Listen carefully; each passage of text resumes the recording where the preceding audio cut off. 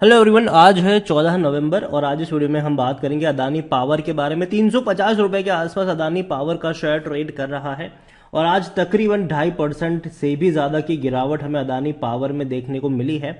और ये गिरावट एक्सपेक्टेड थी क्योंकि क्वार्टर 2 के इनके जो रिजल्ट्स आए थे वो उतने एंकरेजिंग नहीं थे और उसी के बारे में इस वीडियो में हम डिस्कस भी करेंगे। साथ में ये भी चर्चा करेंगे कि जिस प्राइस पे ट्रेड कर रहा है उस प्राइस पे खरीदारी के मौके हैं कि नहीं, और अगर बनेंगे तो कहां पर खरीदारी के मौके बनेंगे, उन सारी चीज़ों के बारे में इस वीडियो में हम डिस्कस करेंगे। लेकिन उससे पहले अगर आपने अभी तक चैनल को सब्सक्राइब नहीं किया है तो प्लीज़ अभी इसे सब्सक्राइब कर लीजिए, क्योंकि आगे भी बहुत सारे वीडियोस हैं जो आपको काफ़ी ज़्यादा हेल्प करेंगे। तो अदानी पावर 350 रुपए का शेयर है। एक महीने में देखें तो तकरीबन 6% जितना भागा है। ये अच्छी रफ्तार है। 370 रुपए तक गया था, टूट के ये वापस नीचे की तरफ आया जरूर और अभी वापस 330 रुपए की तरफ जाने की कोशिश कर रहा है।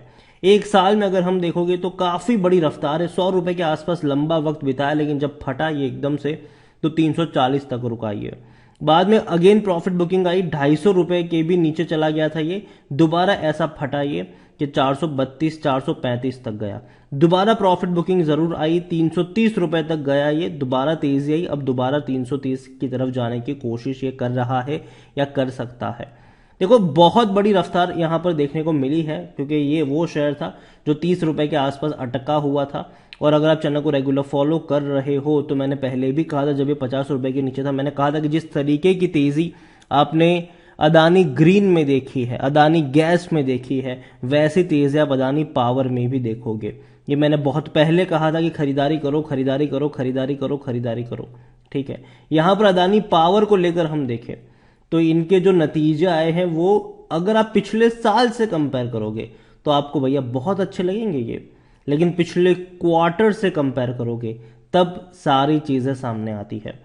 कंपनी का जो रेवेन्यू है वो सिर्फ 7,000 करोड़ का है, जो कि आपको अच्छा लगेगा। 36% जंप देखने को मिलेगा अगर आप पिछले साल के 5,185 करोड़ से कंपेयर करोगे तो। ठीक है, कंपनी का प्रॉफिट भी आपको अच्छा लगेगा, 695 करोड़ जो इस बार आया है, क्योंकि अगर आप पिछले साल के 230 करोड़ के लॉस से आप इसको कंपेयर करोगे तब आपको बहुत अच्छा लगेगा कि यार अच्छा तो है, अच्छा तो है, अच्छा तो है। लेकिन गलत कहां पर हुआ है? गलत हुआ है ये अगर आप पिछले 2 क्वार्टर से भी कंपेयर कर लो तो।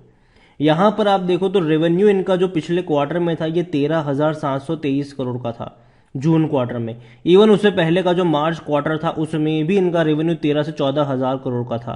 तो सीधा 50% टूट गया है इनका रेवेन्यू इस बार, क्योंकि इससे पहले के जो 2 क्वार्टर थे कंपनी 13 से 14,000 करोड़ का रेवेन्यू कर रही थी और यही वजह भी थी कि शेयर में हमें एक बहुत बड़ी तेजी देखने को मिली थी।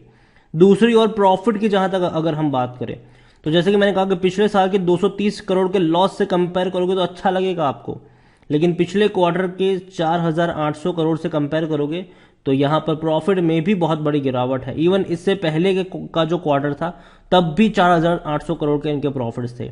तो कंपनी ने लगातार मार्च और जून क्वार्टर में 4,800 करोड़ का क्वार्टरली प्रॉफिट किया था और रेवेन्यू भी अगर आप देखोगे तो 13 से 14,000 करोड़ का रेवेन्यू भी किया था इन्होंने। तो उससे कंपैरिजन में अच्छे नहीं है ये। हालांकि मैं प्रॉफिट से कंप्लेन नहीं कर रहा हूं, क्योंकि प्रॉफिट तो अच्छे हैं मेरे हिसाब से, क्योंकि देखो जो 2 क्वार्टर के प्रॉफिट एकदम से बढ़ गए थे इनके, उसका रीजन सिंपल था कि वन टाइम पैसा आया था वहां पर। ठीक है, तो क्योंकि कहीं भी कोई भी कंपनी में ऐसा, मतलब खासकर पावर कंपनी में ऐसा नहीं हो सकता कि 13-14 हजार करोड़ के रेवेन्यू में आप 5,000 करोड़ का प्रॉफिट कर लो, तो वो नहीं हो सकता है यहाँ पर। तो जाहिर सी बात है अब जो दिख रहा है वो इसका एग्जैक्ट नंबर है, लेकिन एटलीस्ट मैं उम्मीद कर रहा था कि रेवेन्यू तो बढ़े इनका। प्रॉफिट भले ही इनका इतना रहे लेकिन रेवेन्यू बढ़ने का मेरी एक्सपेक्टेशन थी, लेकिन वो नहीं हुआ है यहाँ पर। तो कहीं ना कहीं चीजें उतनी बेहतर नहीं हुई है। उम्मीद करेंगे कि अगले क्वार्टर में दोबारा चीजें बेहतर हो। लेकिन अदानी पावर देखा जाए तो भैया लार्ज कैप शेयर तो है, 1,40,000 करोड़ से भी ज्यादा का इसका मार्केट कैप है। कंपनी में अगर हम देखें तो प्रमोटर की अच्छी होल्डिंग है। प्रमोटर की एक्चुअली में 75% जितनी होल्डिंग देखने को मिल रही है। ये एक्चुअली जो डेटा है वो थोड़ा सा गलत है। अदानी पावर को लेकर अगर हम देखें तो अदानी पावर में according to money control user सिर्फ 6% लोग ही है जो बेचने की बात कर रहे हैं, वरना 91% लोग कह रहे खरीदो और 3% लोग कह रहे कि होल्ड करो। इतना ही नहीं, कंपनी को लेकर अगर आप देखोगे तो इनसाइडर ट्रांजैक्शन समरी में देखो तो प्रमोटर ने खरीदारी करी थी इसी साल के जुलाई महीने में, और काफ़ी बड़ी खरीदारी करी थी उन्होंने इतने तब।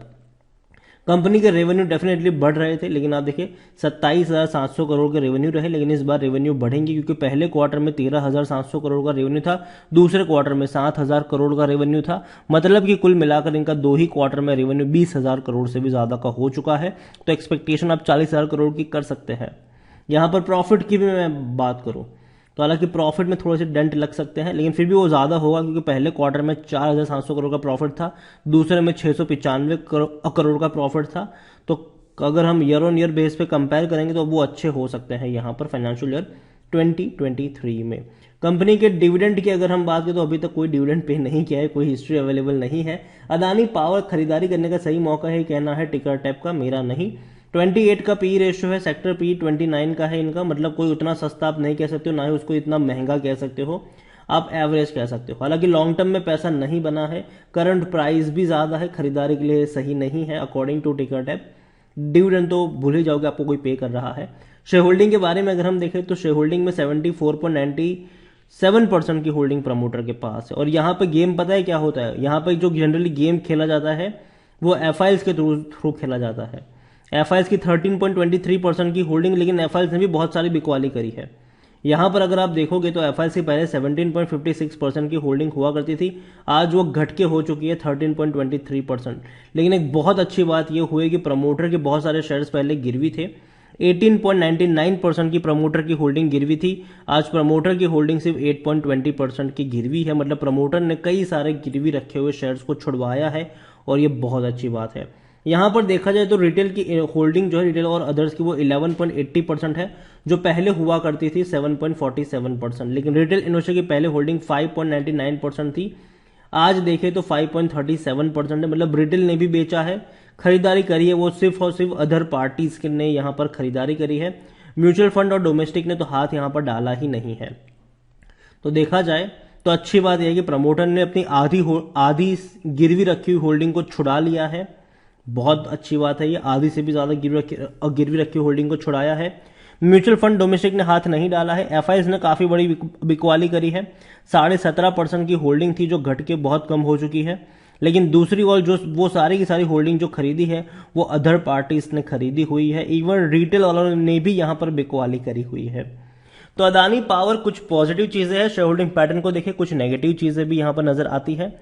ओवरऑल कंपनी मेरे हिसाब से खराब नहीं है, क्योंकि आने वाले दौर में कंपनी के इतने सारे कॉन्टैक्ट है कि कई सारे स्टेट गवर्नमेंट इनको आने वाले दौर में बड़े बड़े पावर प्रोजेक्ट थमा सकती है, और ये इनके लिए पॉजिटिव साइन जरूर हो सकता है। लेकिन हाँ, बस शर्त सिर्फ इतनी है कि सरकार बदलनी नहीं चाहिए। अगर सरकार बदल गई तो कहीं ना कहीं प्रॉब्लम होगी अदानी को, और देखो ये जग जाहिर है, ठीक है, इसमें कोई वो वाली बात नहीं है यहाँ पर।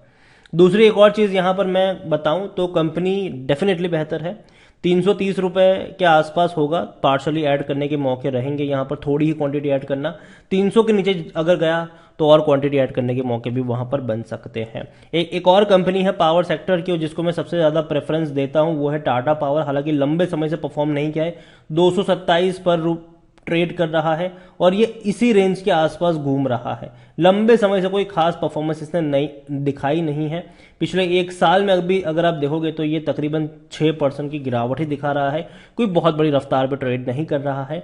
और अगर आप चाहते हैं कि मैं टाटा पावर के ऊपर एक डिटेल वीडियो बनाऊं तो कमेंट में टाटा पावर जरूर लिखेगा, जितनी ज्यादा कमेंट आएगी उतना जल्दी वीडियो आएगा। वीडियो को यहीं पे एंड करूंगा, पसंद आया हो तो लाइक कर शेयर करें, चैनल पर अगर आप पहली बार आए हैं तो प्लीज सब्सक्राइब करें, और अदानी पावर के बारे में आप क्या सोचते हैं वो भी आप मुझे कमेंट में लिखकर बता सकते हैं। Thank you.